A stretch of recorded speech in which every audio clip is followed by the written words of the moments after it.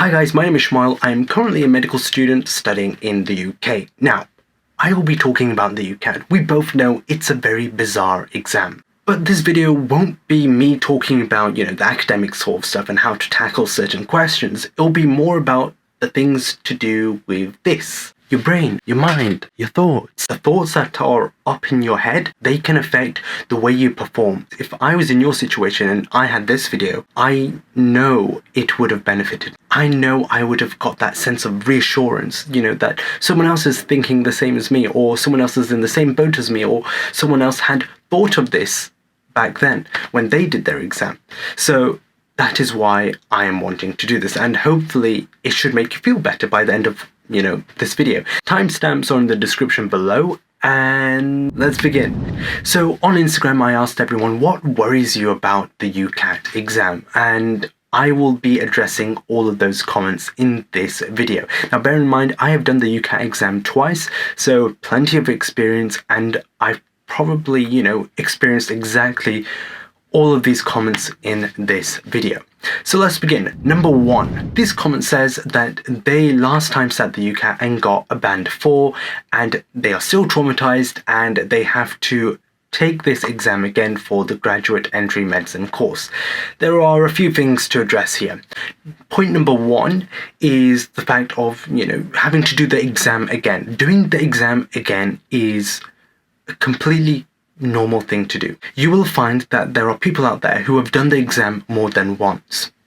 Knowing that someone else out there, or many others out there, have done the exam more than once should be the first step of reassurance. Now, the second step of reassurance is, let me give you a different perspective. If, let's say, for example, I was the head of Pearson's and I was in control of the UCAT admissions exam, and I decided one day, because I was in a mood, that, you're only allowed to do the exam once in your entire life, and that's it. So whatever score you get, that's the score you stick with.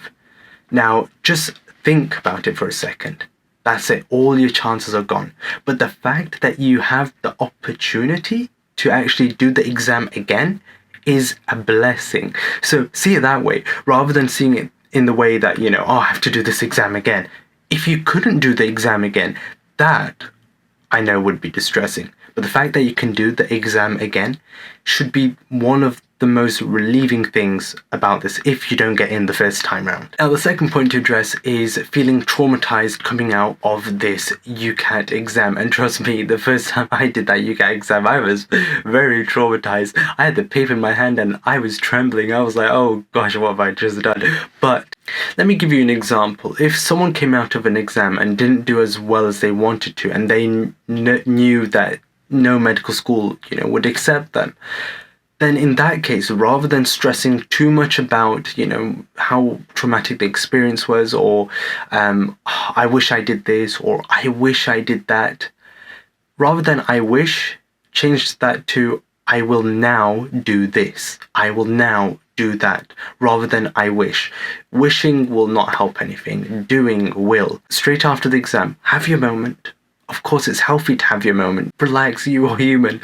You got to express those emotions. But don't express it too much to the point that you spend a lot of time on that, because when you come out of the exam, whilst things are still fresh, try and jot things down. Try and write things down that went, not as good, or places where you could improve on. That's the mindset you want to have.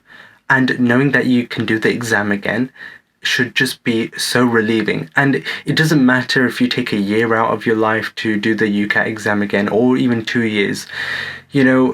Whatever happens for the best. And I know it's a very cliche thing to say, and people are like, meh, but trust me, whatever happens for the best. And not until you get to that stage and you look back and you'll be like, everything does happen for the best. Now, regarding the other point about getting a band 4 in situational judgment, there are multiple things to say about that. Number 1, first of all, don't worry if you get a band 4. You've got another chance next year. And obviously you may know that not many medical schools do accept a band 4. Now, you want to sit down and reflect, why did you get that band 4? One could be, you felt stressed on the day, which I will address later on. Number 2, you didn't have the right revision technique. Now, regarding the revision technique and the revision process throughout the UCAT exam, it's like baking a cake. You know, if you add sugar, egg, flour, whatever, goes inside a cake, and you wait until it rises, goes in the oven, etc., and you take it out and it hasn't turned out the way you wanted it to, then what do? Continue doing the exact same process? No, you don't.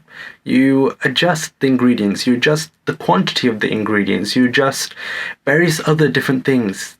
It's change that you need. If one thing doesn't provide you the results that you want, then change it. The earlier on you identify that you need to change, the better it will be, because you save yourself time.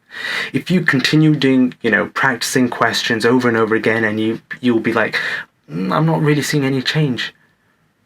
Well, if you're not seeing any change, that's probably because you're not changing the way you're going about certain things. You have to constantly change until you find, something that clicks. I did that. For example, verbal reasoning, were around 4 different methods. I used each of those 4 different methods until I found the result I wanted.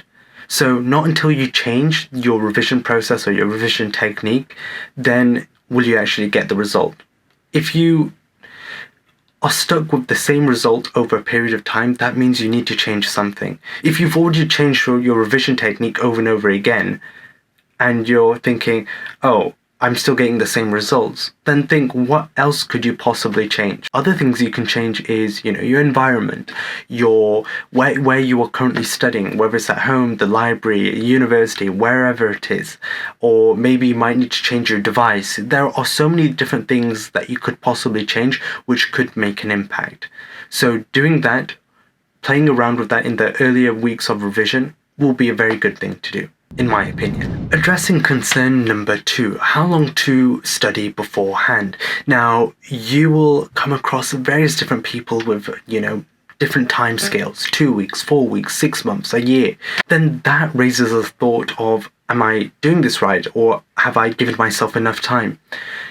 Everyone is individual, you got to remember that. That's the first thing. Some people are capable enough to do it, within 2 weeks, 4 weeks, 5 weeks, 6 weeks. There's a whole range. What you do with that time, that makes the difference. Let me give you an example. Someone who spends 6 weeks just practicing questions, literally practicing questions, just go onto Medify and click, click, click, and that's it. 3-4 hours a day, that's it. But someone who gives themselves, 4 weeks to revise, but does 1 week of diagnostic questions to see where the weaknesses are, and then the second week they are practicing on those weaknesses, the third week they're doing mocks, and the fourth week they are going over any other weaknesses. I think the person who gave themselves 4 weeks, but what they did with that time was probably far more efficient than the person who had 6 weeks and was literally just practicing questions. It's not necessarily too much about the time scale, it's about what you do with that time, and whether you give yourself enough time to do the things that you want to do in that time, if that makes sense. However, regarding time scale, there should be a minimum time scale that you should give yourself. However, there isn't necessarily a maximum. You can take however long you want, but my personal preference is a minimum of 6 weeks, but even then 6 weeks, me personally, is not enough. I believe maybe 7, 8, or even more.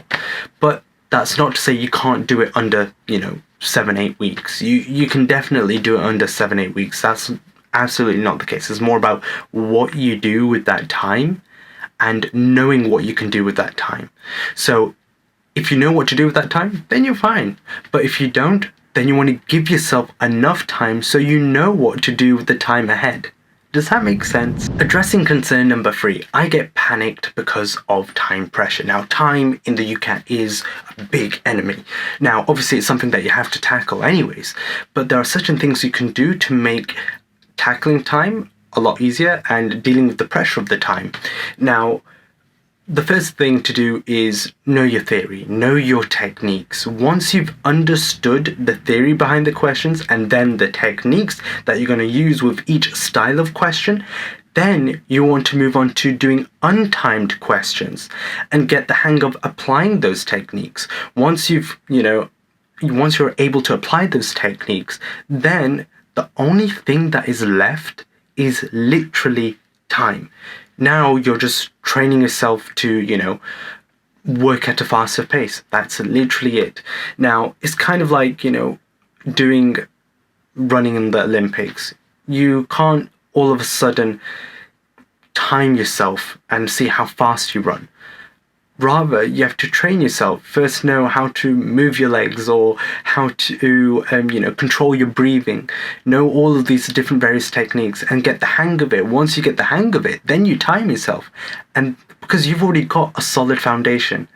And once you've got a solid foundation, then tackling time becomes a little bit more easier. You've also got to remember, practice makes perfect. Let me give you an example regarding this practice makes perfect. Have you seen those Guinness World of Records where, the fastest person ever to fill up a refrigerator with drinks or the fastest person ever to make hot dogs? How do they do this? How do they end up doing it under, 5 seconds? Well, they've practiced. And so practice makes perfect.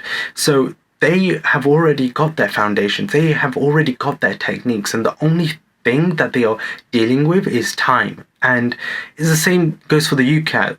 Let's say, for example, me, I practice a lot with those maths shapes equations, and every time I see one and I see an equation where there are two variables, I know immediately the first thing I'm going to do is make one of those variables equal to 1. I do not have to think about that. If I think about it, it would probably take me 3-4 seconds. I am now saving myself 3-4 seconds, and those 3-4 seconds could be used to, select an answer just before time runs out. So, like I said before, practice makes perfect, and you want to build your way up, and kind of once your foundations are solidified, then tackling time becomes a lot more easier.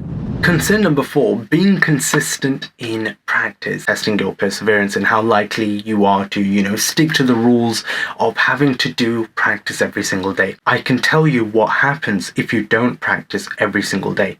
Doing practice every day is important. There's many reasons for that. The UCAT, like I said in my previous video, is almost like learning a language. It's a skill, it's not something theoretical. If you are learning to speak a language, you have to speak it every day in order to actually build up that skill of being able to speak fluently. If you give yourself a month break, 2 weeks break or so, you will suddenly forget half the words you even learned. And so having that consistency whilst learning a language is important. The same way goes for, the UCAT. You need that consistency in order to actually see your skills come into use or actually, build upon your skills. If you don't, you will end up forgetting half of those skills that you learned, or maybe even less, or maybe even more. After a week's break, let's say, and doing the UCAT revision again, it's going to take a little bit more time. It's going to take some time for you to adapt and take some time for you to actually reabsorb all of that information that you had learned previously. It might take a little bit of less time than it would have done for someone who's completely new, but once again, it is taking up time, whereas that time could have been used to actually do some mocks or, do other practice sessions. It sounds like I'm scaring you, which I'm not. However, this is all from experience. Now, I can't say for sure that will happen to everyone, but I'm speaking from experience. For the first time round, like I said before, and that was a big mistake because I saw a drop in my performance. So one of the other secrets to the UCAT is consistency is key. That's literally it. Another thing to think about is who are you going to benefit by keeping that consistency? Obviously yourself. No one else is going to benefit. But if you don't keep that consistency, then you really can't blame anyone else for it because you are in control. You are the captain. So concern number 5, not being able to see much improvement in quantitative reasoning or verbal reasoning. Like I said before, you want change. If one action is not giving you a certain result, then trace back and change that action. Whether that's the technique or whether that, is the time. And obviously time is linked to your technique, how much time you spend on that technique. So you want to trace it back, and you also want to break it down. Let's say, for example, you're looking at verbal reasoning and you got 400, 300. Rather than looking at it as a whole and I need to improve, do more practice questions, or I need to, speed up a lot more. How are you actually going to do that? You want to break it down. For example, verbal reasoning, there are inference questions. I look at all the inference questions I have tackled. I see how many have I got wrong or correct, and I look at it and I'm like, okay, majority of them are correct. Then I look at the true, false, can't tell questions and I'm like, okay, majority of them I have got incorrect. Okay, now let's break it down even further. Which genres have I got incorrect? Is there a pattern I can see? Or is it just that at certain times throughout the day, I can't tackle these style of questions? Then maybe I might need to change that.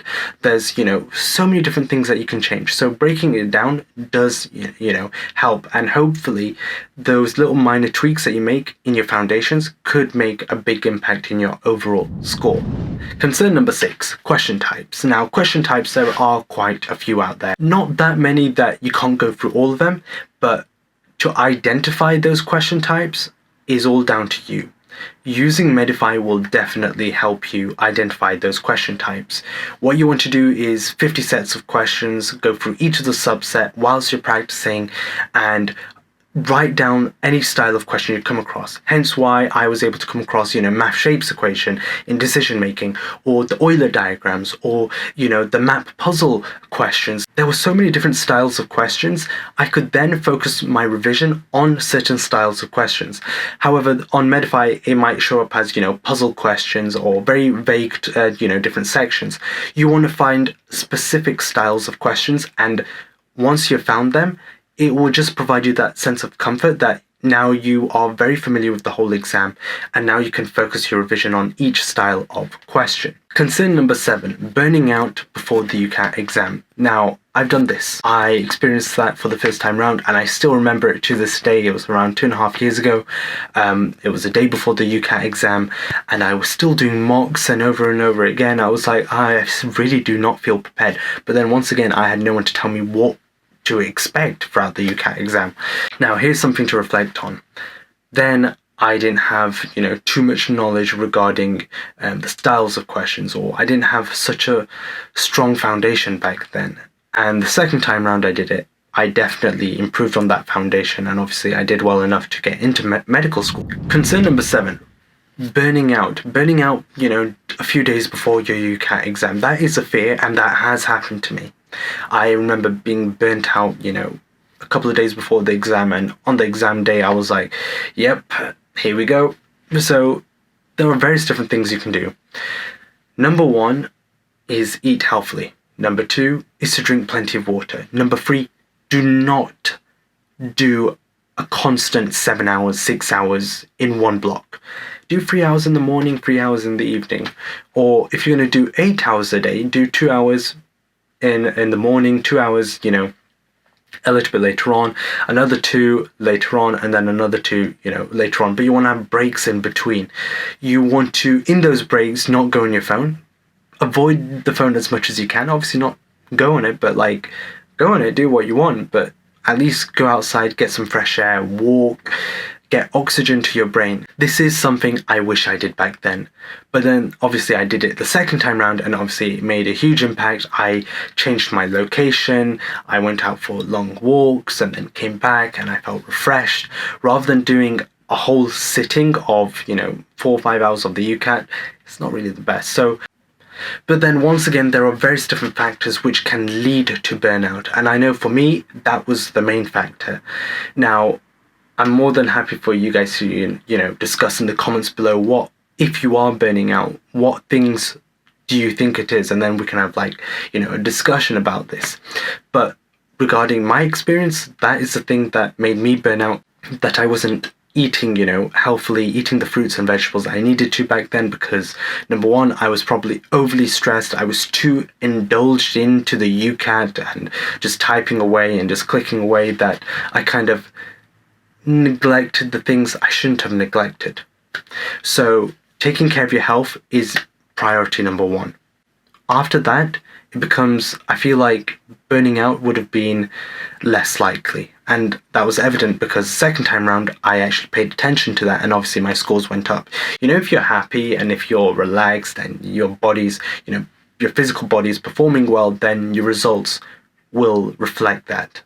This is what I experienced. Concern number 8, that I will stress out too much in the exam. I think that is a relatively common fear. I know I had that fear that I would be stressing out too much. I found the perfect solution for this. Well, I say perfect, I know it definitely benefited me. So, the The first time round, I panicked, I walked in, I was nervous, I came half an hour early or 45 minutes early, and the receptionist said, yes, we can book you in now. But I said, but my appointment's literally in 40 minutes. Why do I have to do it now? Well, we have to book you in. Well, then you might have to leave. So I left, and I was like, this is so stressful. Then when I walked into the room where the computers were, I sat down and I immediately started. I didn't even bother, adjusting anything. I just clicked away and start. That's the worst thing you can do. The second time round, I walked in as if I owned the place. After having walked into the room and I got signed in and logged onto the computer, on the computer it will say start, and then obviously you have to go through a series of pages, introductory pages, telling you about the UCAT, etc. I can't exactly remember what was on those screens, but I don't believe I read them. But there was another button that said start the exam, and not until you actually click that button will you actually start the exam. So I just sat there for 5 minutes, 10 minutes maybe, and I adjusted the seat, made it the right height. I crossed my legs on the seat because that's how I normally sit on a chair, because that's how I'm comfortable. I believe I adjusted the screen, the height of the screen, I believe, the position of the keyboard, the mouse, and then I made sure my whiteboard was in the right area. I made sure I had my earplugs in, and then I gave myself around 2 to 3 minutes to breathe. That little ritual I had at the start of the exam made a big difference. I was calm, I was relaxed, and I kind of gave myself a little pep talk. I was like, okay, Shumile, this is the second time round. You can do this. Just remember that if you come across any questions that you get stuck on, move on. We do not care about that question that you've spent 40 seconds on. If you can't do it, move on. It won't make a difference. Giving yourself that little pep talk before the exam does actually help. You can, whisper to yourself if you want to, okay, Shumile, you can do this. You can do really well. You will get there. It makes a difference because if your parents or your guardian or your relatives or your friends or a stranger came up to you and said, you know what, you will do really well. You can do this. You'll feel happy. You can do the exact same thing to yourself. I know it sounds patronizing because, you're doing it to yourself. It makes a difference, and it definitely calmed down my nerves. I don't know how many people will watch this video, and it'll be funny if everyone started whispering to themselves before the exam, but it's something I advise you doing. Concern number 9, the fact that your Medify scores are not really, a reflection of what you might get in real life. Now, one thing you've got to remember is Medify is just a bank of questions. Whether they accurately, tell you your score, I'm not sure about that. However, what I do know is that they will tell you the right or wrong answers per question. That's the main concern. Otherwise, what I used to do was sets of questions at a time, whether that was 50 sets, or 150, or 90 or 80 or whatever it was. I used to calculate the percentage. So let's say, for example, it was 20 questions and I only got 15 of them right. Well, then I got around 75%. And what I then did is added a 0 to 75 to make it 750. So I knew I would get around 700 to 750 for those set of questions. I wouldn't be too concerned about the score you get, but rather how many you get correct. As long as you get, a sufficient amount correct, then it should be fine. And that's why I use percentages, because I know typically 75% is a relatively, decent enough score, or, 85% or 90%, etc., or even 65%. Any score that you get on Medify, take it as an average score, what you could possibly get, plus minus 100. That's what I used to do. So let's say if I got 700, then I would say, okay, that could possibly be an 800 or a 600, plus or minus 100. It's as simple as that, because I know that each year the exams will be different. Each year the cohort will be different doing the UCAT exam. So one year getting 2,100 might be really good, but another year it might not be. So I wouldn't be too concerned about what you get on your Medify mock exams. However, not to say you don't be concerned about them, but obviously don't dwell on them too much, but rather focus on what you could get correct for next time. Concern number 10, doing worse than last time. I've done the UCAT twice, and I probably had that feeling as well inside of me where I was like, I've literally got another chance at this, but I don't want to do as bad. What you'll find is when you revise the second time, when you practice or revise the UCAT, you want to midway or a quarter way through revising, you want to kind of sit back and just reflect. At this moment in time, have I practiced more and have I done it better than I did last year or last time? And if the answer is yes, then you're working towards somewhere. But if you feel like no, then you might have to change a few things and work a little bit harder, or work more smartly, or however you want to approach your UCAT revision. So you kind of want to have a bit of reflection time throughout whilst you're revising, and that way you can comfort yourself into thinking that you will do better than last time. And typically what you'll find is the second time round you do the UCAT, you end up doing better anyways. But I'm not saying this is a guarantee, but this is just from personal experience. So another thing to consider is the older you become, the smarter you become, which is why graduate entry medicine has a higher UCAT threshold than those who are doing, applying for undergraduate. Don't necessarily dwell too much on the fact that, oh, what if I, do worse than last time? Change that what if to what can I do to do better than last time? And that way you're putting your energy into action rather than thoughts. And so you can actually see some improvements. Concern number 11, running out of time and panicking. Well, to avoid this, there's one thing you can do, which is, practice. I know it's cliche, but the more you practice, the more you'll be able to control your time. And there are certain things to keep in mind. You want to keep yourself a time limit. You want to, subconsciously think that, okay, I can only spend 40 seconds on this. If I spend any longer, you should have alarm bells ringing in your head. Once they ring, you've got a warning, and if they start ringing even louder, then you have to move on. And this comes with practice. You want to train your brain to give you alarm bells when you're attempting questions, and that's what I did. I told myself, okay, Shumile, you are going to spend 40 seconds on this question. If you can't find, let's say it was abstract reasoning, you can't find this pattern, then you have to move on. But if you feel like you can get back to this, then flag it. If not, answer it and just move on. It won't matter if you get this wrong. That's what I would used to tell myself. Whether it did matter or not, that was a different story. But for the time being, whilst I'm doing the exam, I wanted to speak positively to myself. I wanted to, pass on positive remarks so I can actually calm down my nerves and still continue forward and answer the other questions. If I panic, I knew I did this once in the first set, or the first time around I did this, I panicked, and that kind of impacted the questions later on. That's the last thing you want to do. You don't want to panic. And if you feel like you're stressing out over one question, or you feel a stress is about to come, move on. Just forget about it, move on. It doesn't matter. They're all worth 1 mark. Get the marks you can.